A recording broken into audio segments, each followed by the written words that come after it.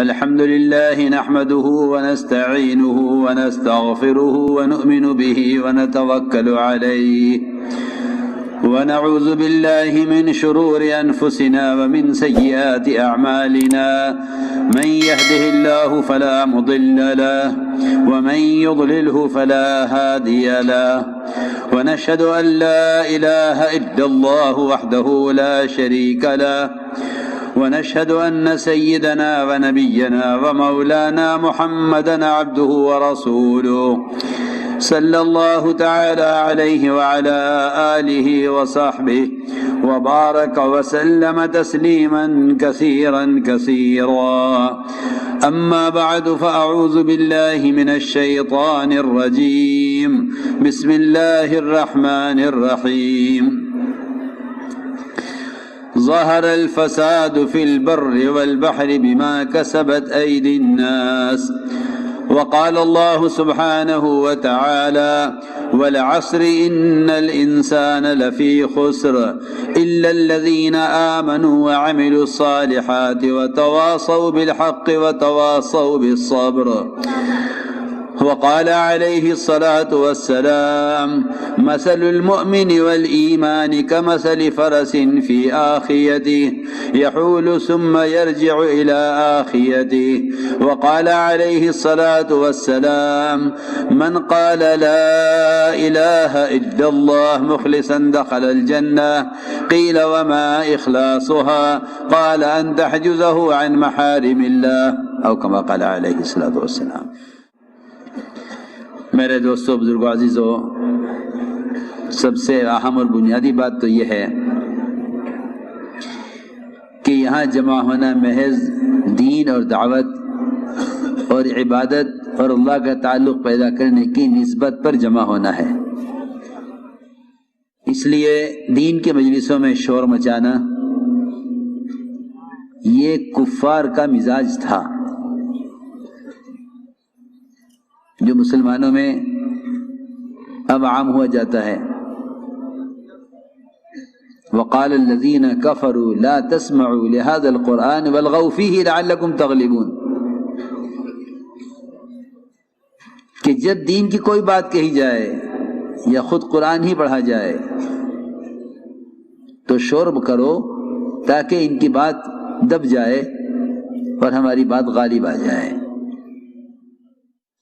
اس لیے سب سے زیادہ ڈرنے کی بات ہے بعض مرتبہ آواز کا بلند کرنا خیر کے مجلسوں میں بڑی خیر سے محروم کر دیتا ہے.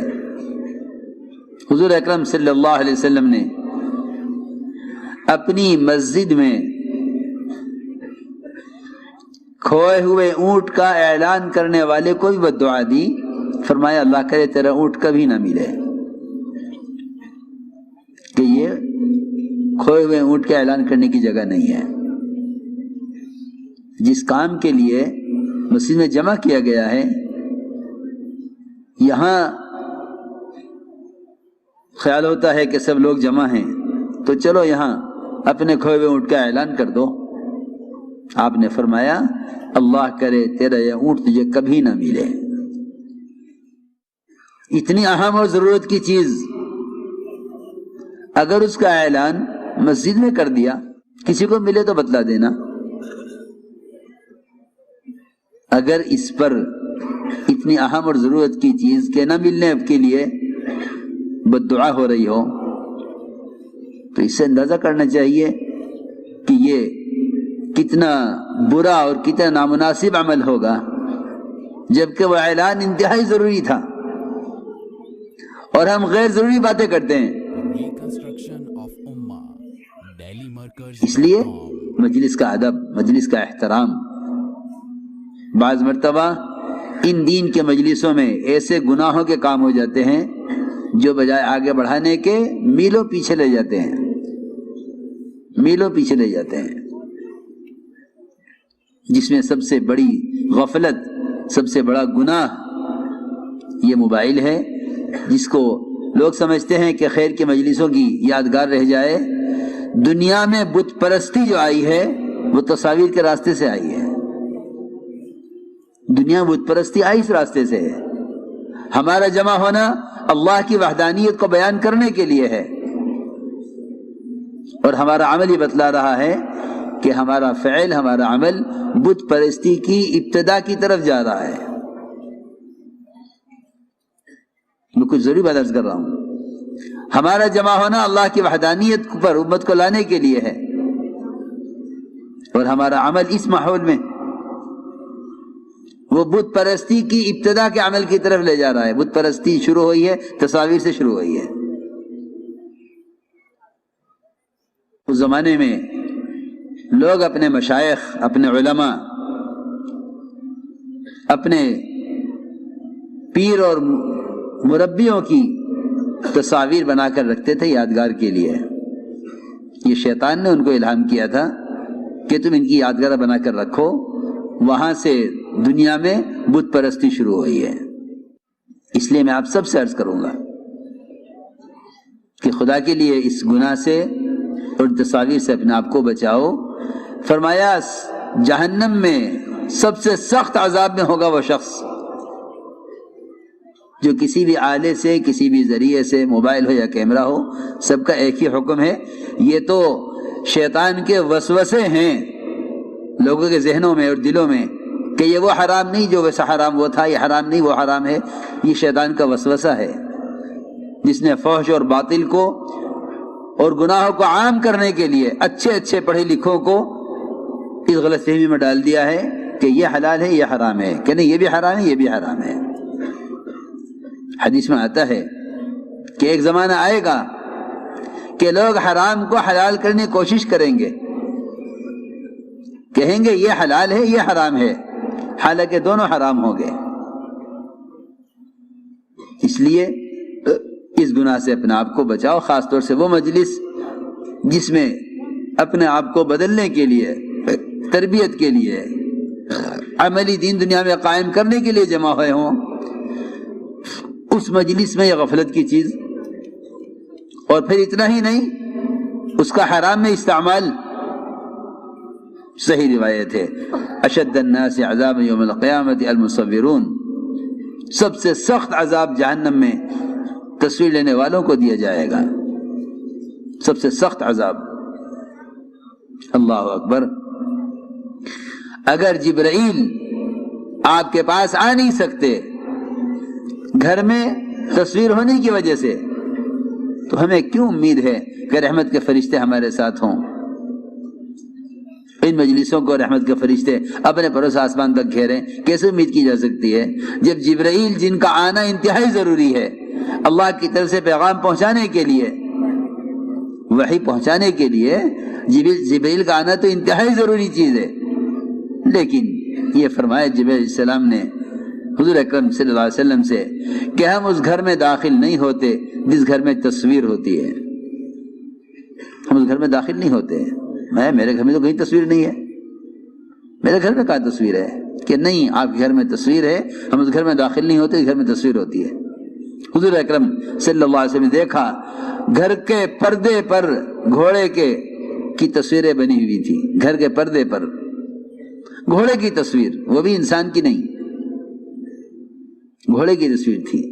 جبرائیل داخل نہیں ہوئے۔ تو میں دوستو عزیزو تھوڑا سا عقل کو استعمال کرو، ذرا ہدایت اور دین کی طرف آؤ، اور یہ سوچو کہ وہ کون کون سے گناہ ہیں کام کرنے والوں کے، دینداروں کے، جو امت کو خیر کی طرف رہبری کرنے والے اور امت کو گناہوں سے بچا کر جنت کی طرف لانے والے، ان کے اپنے گناہ کیا ہیں۔ اس لیے میں عرض کر رہا کہ یہ اس زمانے میں دین کے مجلسوں میں یہ بیماری عام ہو گئی ہے، مدارس ہوں یا مکاتب ہوں یا دینی شعبے ہوں یا دعوت و تبلیغ ہو، کوئی مجلس اس خبیث اور اس حرام آلے سے خالی نہیں ہے، اور لوگ اسے کمال سمجھتے ہیں، لوگ اسے کمال سمجھتے ہیں۔ حالانکہ بعض گناہ ایسے ہوتے ہیں کہ ان سے بڑی بڑی خیروں سے آدمی محروم کر دیا جاتا ہے۔ ایک صحابی احد کے میدان میں شہید کیے گئے، ایک صحابی احد کے میدان میں شہید کیے گئے، وہاں سے ان کے جنازے کو اٹھا کر ان کے گھر پہنچایا گیا۔ حضور اکرم صلی اللہ علیہ وسلم ان کے گھر والوں کی تسلی کے لیے تشریف لے گئے۔ ان کے گھر میں جنازہ رکھا ہوا تھا۔ ان کی والدہ نے ان کے چہرے سے مٹی پہنچتے ہوئے کہا، میرے بیٹے تمہیں جنت مبارک ہو۔ اور جنتی ہونے میں کیا شک ہے؟ صحابی ہیں، احد کے میدان میں شہید کیے گئے۔ آپ نے فرمایا تم نے اس کو جنتی کیسے کہہ دیا؟ تم نے اس کو جنتی کیسے کہہ دیا؟ تمہیں کیا معلوم کہ اس نے اللہ کے راستے میں نکل کر کوئی لایانی بات کی ہو؟ سوچو تو صحیح، ہمارے اجتماعات یہ بالکل صحابہ کرام کے غزوات پر جمع ہونے کی مثال ہے۔ حضور اکرم صلی اللہ علیہ وسلم نے اپنی امت کو میدان میں اس لیے اتارا تھا تاکہ یہ اپنی عملی دعوت سے امت کو دین کی طرف لائیں۔ اصل مقصد یہ تھا، لیکن وہاں آپ نے یہ فرمایا شہید ہونے والے صحابی کہ ابھی شہید کے خون کا قطرہ زمین تک پہنچتا نہیں ہے کہ اس کی مغفرت کر دی جاتی ہے۔ اور آپ یہ فرما رہے ان کی والدہ سے کہ تم نے اس کو جنتی کیسے کہہ دیا؟ تمہیں کیا معلوم کہ اس نے کوئی لایانی بات کی ہو؟ اس سے اندازہ کیا جاوے کہ احد کے میدان میں شہید ہونے والے صحابی کو لایانی بات کرنے پر، یہاں اس حرام فعل کے کرنے پر بھی لوگ غافل اور مطمئن ہیں۔ اس لیے میں نے عرض کیا کہ پورے اجتماع میں اس کا خیال رکھا جائے، اور یہ کوئی کمال نہیں ہے کہ تصویریں لے کر پھیلا دی جائیں اور کہ یہ اجتماع ہوا ہے، یہ کچھ نہیں ہے۔ اجتماع ہونا اللہ تعالیٰ کی اطاعت اور اتباع سنت کی بنیاد پر ہے، اجتماع کا ہونا گناہوں کے لیے نہیں ہے۔ اس لیے اپنے آپ کو اس سے بچایا جائے۔ میرے دوستوں، بزرگوں، عزیزوں، جتنا بھی فساد ہے دنیا میں، اس فساد کا تعلق براہ راست مومن کے بدن سے نکلنے والے اعمال سے ہے۔ اللہ نے صاف فرما دیا، ظہر الفساد فی البر والبحر بما کسبت ایدی الناس، کہ جتنا بھی فساد ہے بر و بحر میں، وہ سب کا تعلق براہ راست مومن کے بدن سے نکلنے والے اعمال سے ہے۔ نظام کائنات سے کائنات کے تغیرات کا کوئی تعلق نہیں ہے، نظام کائنات سے کائنات کے تغیرات کا کوئی تعلق نہیں ہے، بلکہ نظام کائنات کے تغیرات کا تعلق براہ راست مومن کے بدن سے نکلنے والے اعمال سے ہے۔ جو لوگ اپنے حالات کو مقدمات کے، قرضوں کے، بیماریوں کے، کاروبار کے نہ چلنے کے، مختلف قسم کی ان کے دین، ان کی شریعت میں مختلف قسم کی رکاوٹوں کے آنے کے، ان تمام حالات کو جو لوگ کائنات کے نقشوں کی طرف، یا مزید عرض کر دوں کہ جس زمانے میں مسلمان اپنے دین میں آنے والی رکاوٹوں کو حکام سے جوڑ دیں گے یا اپنے حالات کو حکام سے جوڑ دیں گے، ایسے لوگ توبہ پر اور راستے پر اور نجات کی طرف نہیں آیا کرتے ہیں۔ اللہ رب العزت حالات لاتے ہیں سمجھانے کے لیے، حالات لاتے ہیں رخ پھیرنے کے لیے، حالات لاتے ہیں رخ پھیرنے کے لیے۔ اللہ تعالیٰ کا، لوگ کہتے ہیں حالات ہیں، حالات اللہ کا فضل ہیں، حالات اللہ کا فضل ہیں۔ اللہ کا مومن کے ساتھ بڑا فضل ہے کہ اگر یہ کاروبار میں حرام کی طرف جائے تو اللہ رکاوٹ پیدا کرتے ہیں، اگر یہ معاشرے میں حرام کی طرف جائے اللہ رکاوٹ پیدا کرتے ہیں، اگر یہ حکومت میں اور عہدے میں اور منصب میں ظلم کی طرف جائے تو اللہ رکاوٹ پیدا کرتے ہیں۔ لیکن سب سے بنیادی بات یہ ہے کہ ان رکاوٹوں سے اللہ کی طرف آنے والے وہ لوگ ہوتے ہیں جن کے دلوں میں ایمان ہوتا ہے. جن کے دلوں میں ایمان ہوتا ہے وہ ان رکاوٹوں سے توبہ پر آ جاتے ہیں. جن کے دلوں میں ایمان نہیں ہوتا وہ ان رکاوٹوں سے سبق کوئی نہیں لیتے، بلکہ وہ ان حالات کو اپنے اسباب سے جوڑ دیتے ہیں. یہی وجہ ہے کہ لوگ جتنی پریشانیوں کی طرف جاتے ہیں وہ اتنے اسباب کی طرف جاتے ہیں، یہاں تک کہ ان کو ان کی پریشانیاں حرام اسباب کی طرف لے جاتی ہیں. ان کو ان کی پریشانیاں حرام اسباب کی طرف لے جاتی ہیں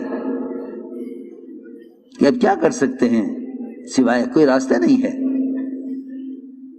کہ ان کو ان کی پریشانیاں حرام اسباب کی طرف لے جاتی ہیں. میرے دوستو، بزرگو، عزیزو، حالات عالم کا اسباب سے، حکام سے کوئی تعلق نہیں ہے. حالات عالم کا تعلق براہ راست مومن کے عمل سے ہے. اس لیے فرمایا کہ سب سے بنیادی چیز وہ ایمان ہے، اس لیے کہ ایمان کے بغیر دل کی آنکھ نہیں کھلتی. ایمان کے بغیر دل کی آنکھ نہیں کھلتی. فرعون پر جو بھی حالات آئے اس نے اپنے ہر حال کا مقابلہ حال سے کیا، ہر حال کا مقابلہ حال سے کیا. انبیاء علیہ السلام نے آ کر یہ سمجھایا کہ تیرے حالات کا تعلق تیرے حال سے نہیں ہے، تیرے حال کا تعلق تیرے اعمال سے ہے. تو یہ سب سے بنیادی بات ہے کہ ایمان کے بغیر مومن عبرت نہیں لے سکتا. ایمان کے بغیر مومن عبرت نہیں لے سکتا. اسی لیے فرمایا کہ اللہ کو نہ جاننے والوں پر جو حالات آتے ہیں، حدیث مثال دے کر فرمایا کہ ان کی مثال اس جانور کی طرح ہے جس کو کھول دیا جائے اور باندھ دیا جائے، اس کو نہیں معلوم کہ کیوں کھولا گیا، کیوں باندھ دیا گیا. اللہ کو نہ ماننے والے، جو اللہ کو نہیں جانتے ہیں، ان پر آنے والے حالات کی مثال بہت اچھی مثال دی ہے حدیث میں کہ ان پر آنے والے حالات کی مثال ایسی ہے جس جانور کو باندھ دیا جائے اور کھول دیا جائے تو جانور نہیں جانتا کہ اسے کیوں باندھا گیا، کیوں کھول دیا گیا. اور آپ حضرات جانتے ہیں کہ اگر بھینس دودھ روک لے تو اس کے بچے کو کھول کر لاتے ہیں، وہ بچہ تھن منہ لگا دیتا ہے، بھینس دودھ چھوڑ دیتی ہے، اور جب وہ دودھ دینے لگتی ہے تو بچے کو لے جا کے باندھ دیا جاتا ہے. اس بچے کو نہیں خبر کہ یہ کیوں لایا گیا تھا، کیوں لے جایا گیا.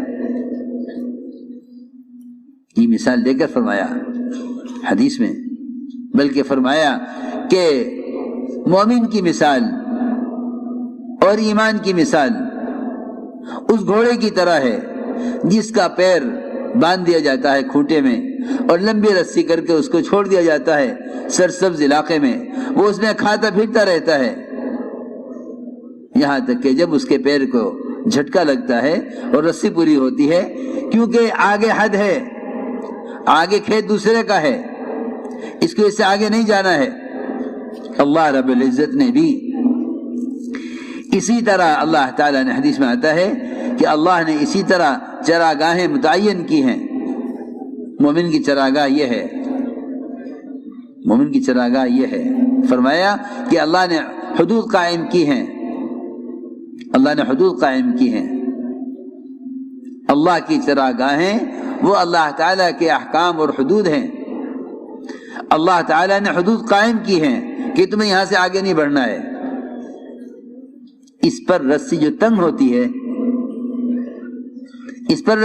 ہوتی ہے، تجارت میں، زراعت میں، حکومت میں، سرمایہ داریوں کے نقشوں میں،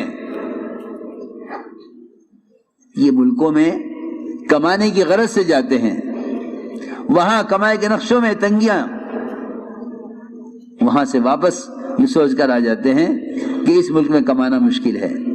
حالانکہ جو کہیں کہ جس طرح موت انسان کے آگے آگے چلتی ہے، موت انسان کے آگے آگے چلتی ہے۔ اس طرح رزق، وہ ہر ایک کا رزق اس کے آگے موجود ہے، اس کے پیچھے بھاگنے کی ضرورت نہیں ہے۔ جس طرح موت یقینی ہے، رزق اس کا مقدر اور یقینی ہے، لیکن جو لوگ حالات سے عبرت نہیں لیتے ان کو ان کے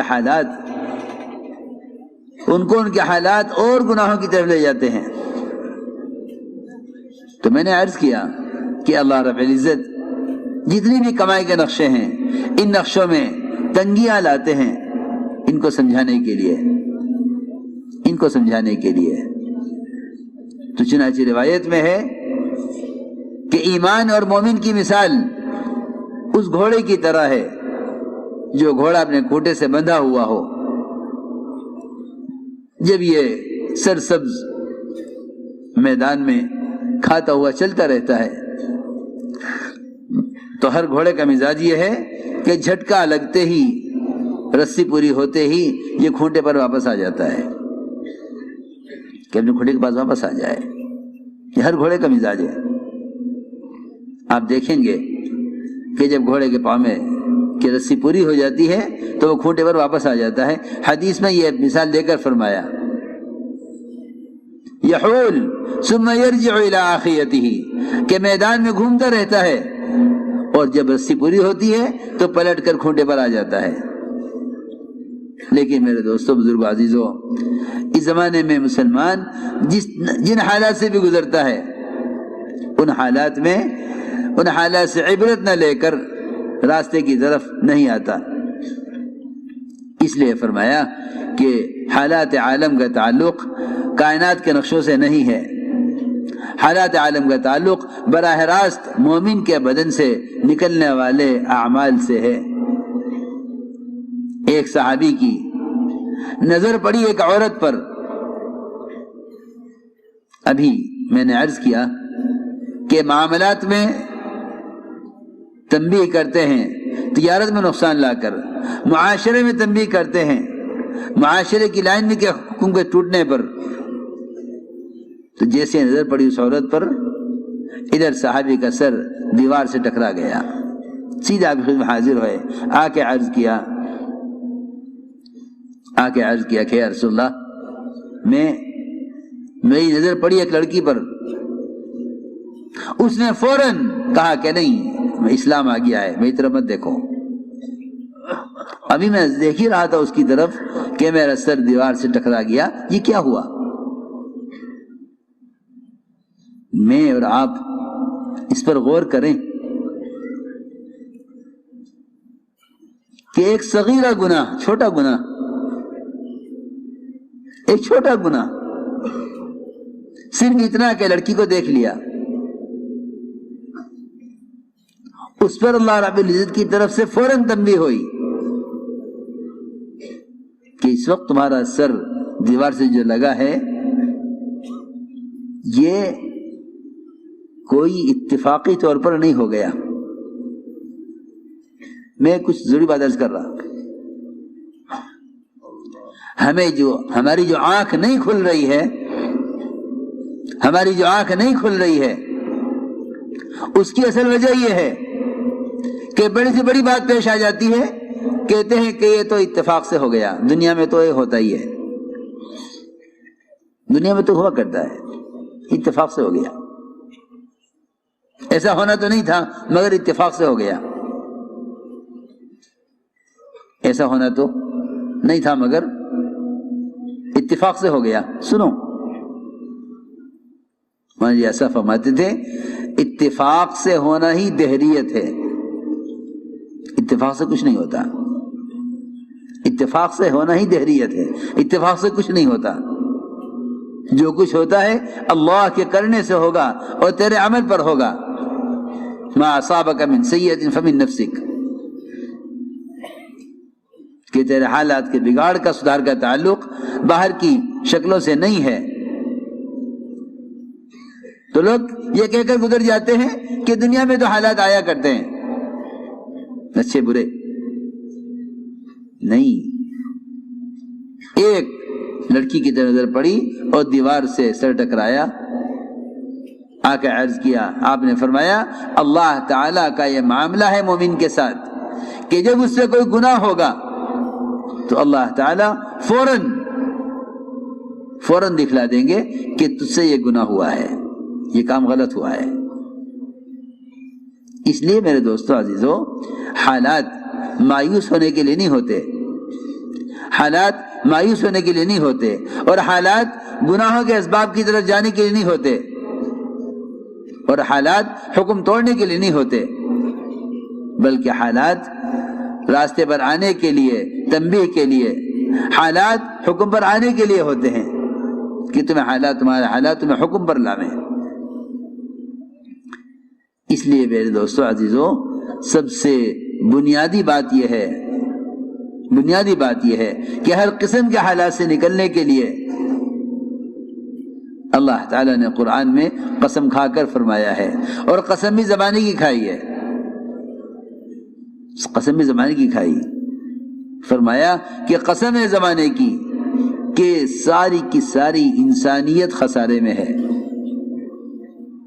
قسم ہے زمانے کی کہ ساری کی ساری انسانیت خسارے میں ہے. صرف 4 قسم کے لوگ ہیں جو ہر زمانے کے خسارے سے، نقصان سے بچیں گے، سوائے ان لوگوں کے جو سب سے پہلی بات فرمائی اللہ نے، خسارے سے وہ نکلیں گے جو ایمان لائیں، وہ بچیں گے خسارے جو ایمان لائیں اور نیک اعمال کریں اور دوسروں کو ایمان پر آمادہ بھی کریں اور دوسروں کو اعمال پر آمادہ بھی کریں. تواصی بالحق و تواصی بالصبر، دوسروں کو ایمان پر اور دوسروں کو اعمال پر آمادہ کرنے والے. نجات صرف ان کے لیے ہے، نجات صرف ان کے لیے ہے جو 4 کام کریں: ایمان، اعمال صالحہ، تواصی بالحق، تواصی بالصبر. قرآن نے اسباب نجات 4 بتلائے ہیں، قرآن نے اسباب نجات 4 بتلائے ہیں: ایمان، اعمال صالحہ، تواصی بالحق، تواصی بالصبر. لکھا ہے علماء نے کہ اگر اس میں سے ایک بھی کم ہوگا تو نجات نہیں ہوگی، ان میں سے ایک بھی کم ہوگا تو نجات نہیں ہوگی. اسباب نجات 2 نہیں ہیں، ایمان، اعمال صالحہ، بلکہ اسباب نجات 4 ہیں: ایمان، اعمال صالحہ، تواصی بالحق، تواصی بالصبر. جس میں سب سے پہلی اور بنیادی چیز، سب سے پہلی بنیادی چیز وہ ایمان ہے. مولانا ایسا فرماتے تھے اس کام کا کوئی نام رکھتا تو اس کا نام تحریک ایمان رکھتا، کہ یہ محنت اپنے یقینوں کے بدلنے کے لیے، اور یہ محنت اللہ تعالیٰ کو جاننے کے لیے اور اللہ کے تعارف کے لیے ہے. یہی وجہ ہے کہ انبیاء علیہ السلام سب سے پہلے کلمہ لا الہ الا اللہ اس کی دعوت کو دے کر بھیجے گئے ہیں. فرمایا وما ارسلنا من رسول الا نوحی الیہ انہ لا الہ الا انا فاعبدون، کہ ہم نے جو بھی رسول بھیجا ہے ہم نے اس سے سب سے پہلے اس کلمے کی وحی کی ہے. اس لیے اللہ تعالیٰ کے تمام احکام اوامر میں سب سے بڑا حکم، سب سے بڑا فریضہ اللہ پر ایمان لانا ہے. اس زمانے میں لوگ نماز، روزہ، حج، زکوٰۃ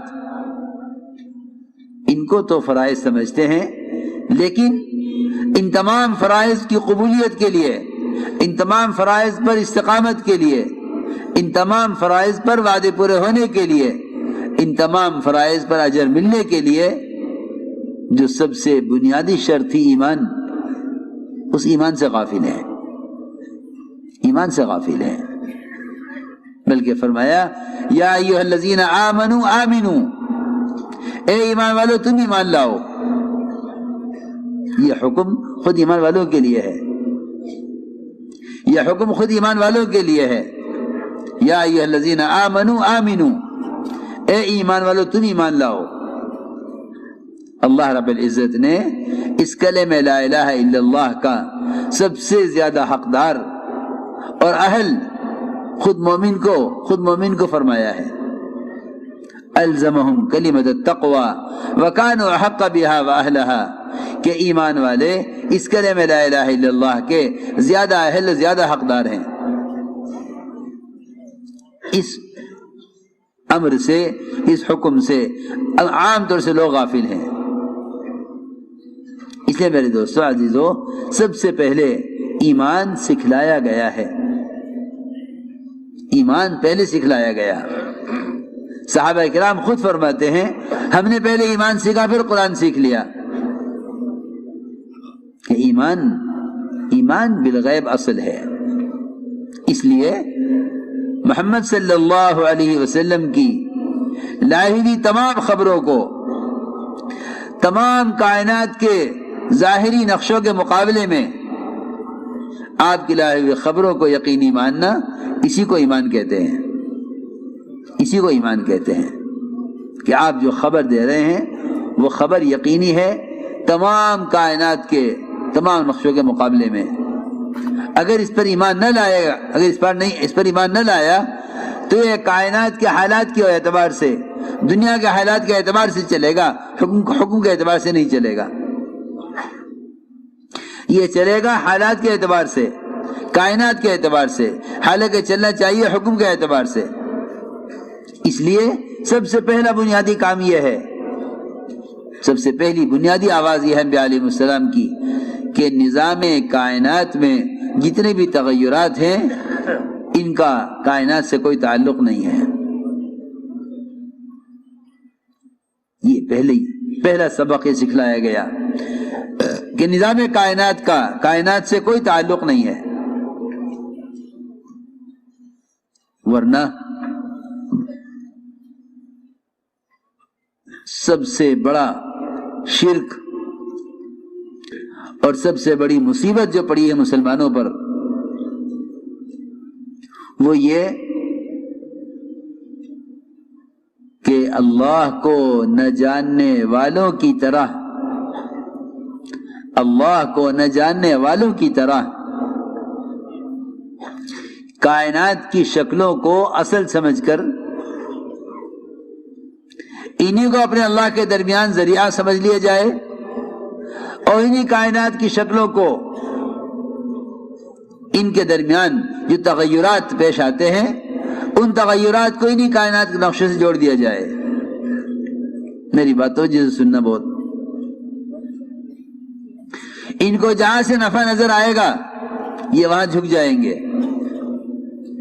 زمین غلہ دے رہی ہے، آؤ زمین کا شکریہ ادا کریں۔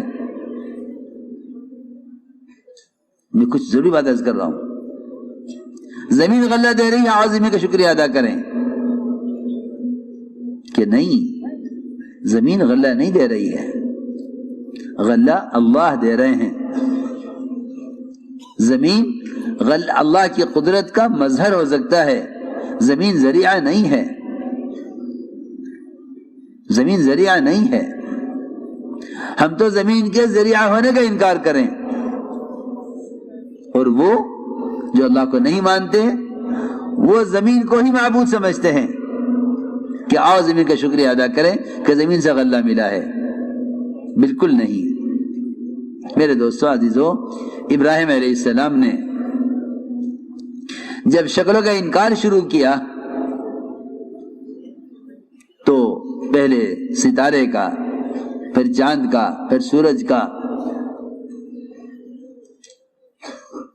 ان کے انکار کا اصل مقصد یہ تھا کہ میرے اللہ کے درمیان کوئی شکل حائل نہ ہو، میرے اللہ کے درمیان کوئی شکل داخل نہ ہو۔ اس لیے کہ جو سمجھتے ہیں کہ ستاروں سے ہوتا ہے وہ نجومی کہلاتے ہیں، جو سمجھتے ہیں ستاروں سے ہوتا ہے وہ نجومی کہلاتے ہیں، جو سمجھتے ہیں کہ زمین سے ہوتا ہے وہ زمین کے پجاری کہلاتے ہیں، جو سمجھتے ہیں کہ سورج سے ہوتا ہے وہ مجوسی کہلاتے ہیں۔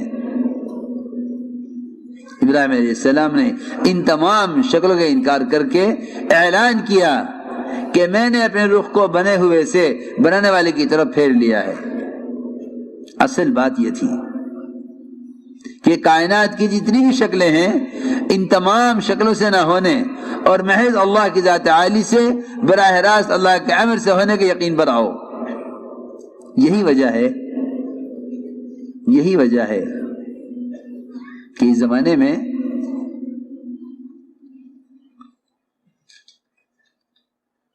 ماہر موسمیات کہیں گے بارش نہیں ہوگی تو یہ کہیں گے بارش نہیں ہوگی، ماہر موسمیات کہیں گے بارش ہوگی تو یہ کہیں گے بارش ہوگی۔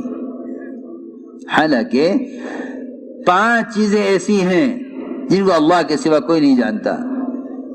قیامت کب قائم ہوگی کوئی نہیں جانتا، بارش کب برسے گی کوئی نہیں جانتا، عورتوں کے رحم میں کیا چیز تیار ہو رہی ہے اس کو کوئی نہیں جانتا۔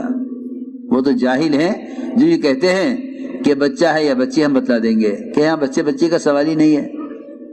یہاں تو سوال اس کا ہے کہ ماں کے رحم میں جو پیدا ہو رہا ہے، تیار ہو رہا ہے، وہ بدبخت ہے یا نیک بخت ہے، اس کی عمر کتنی ہے، اس کا رزق کتنا ہے۔ یہاں سوال اس کا ہے ہی نہیں کہ رحم میں لڑکی ہے لڑکا ہے۔ دیکھو خوب غور سے بات سمجھنا، یہاں سوال اس کا ہے ہی نہیں کہ رحم میں کیا ہے، رحم میں کون ہے، سوال ہی نہیں ہے۔ سوال ہے رحم میں کیا ہے، کوئی نہیں جانتا، اس کی عمر کتنی ہے، اس کا رزق کتنا ہے، یہ نیک بخت ہے یا بدبخت ہے، کس دین پر رہے گا، کس دین پر مرے گا، کوئی نہیں جانتا، اور کہاں جا کر مرے گا کوئی نہیں جانتا، اور کل کیا کمائے گا کہ یہ کوئی نہیں جانتا۔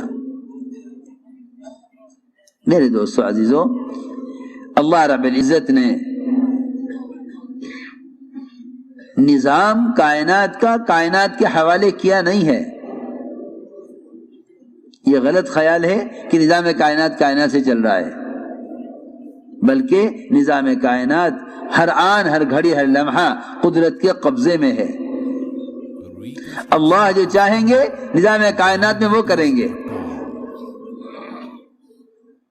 سائنس کا خلاصہ یہ ہے کہ کائنات میں جو ہو رہا ہے کائنات سے ہو رہا ہے، یوں ہوگا تو یوں ہوگا، یہ ہوگا تو پھر یہ ہوگا، نہیں، بلکہ یوں کہو کہ جو کچھ ہوگا براہ راست اللہ کے کرنے سے ہوگا۔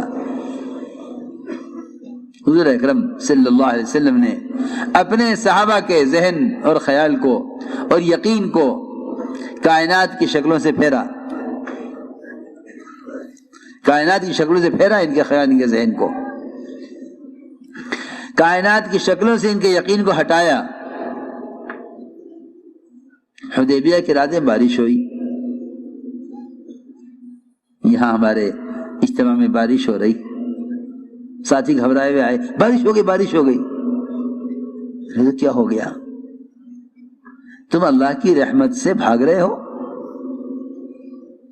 اس بارش میں 2 رحمتیں ہیں، بارش خود رحمت ہے، بارش خود رحمت ہے، اور اس راستے کی تکالیف، وہ تو اتنے فضائل بتائے گئے تھے اس راستے کی تکالیف کے کہ صحابہ کرام اس راستے کی تکالیف کو ایسے مانگا کرتے تھے جیسے ہم کسی بیمار کے لیے راحت مانگتے ہیں۔ صحابہ اس راستے کی تکالیف کو اللہ سے ایسے مانگتے تھے، کیا ہم کسی بیمار کے لیے صحت مانگیں گے جیسے وہ بیماری مانگتے تھے؟ لوگ یہ سمجھتے ہیں کہ انتظام خراب ہو گیا، نہیں، بلکہ صحابہ کی سیرت میں دیکھو گے تو جہاں سب سے بڑی بدنظمی ہوگی وہیں سب سے زیادہ غیبی انتظام ہوگا۔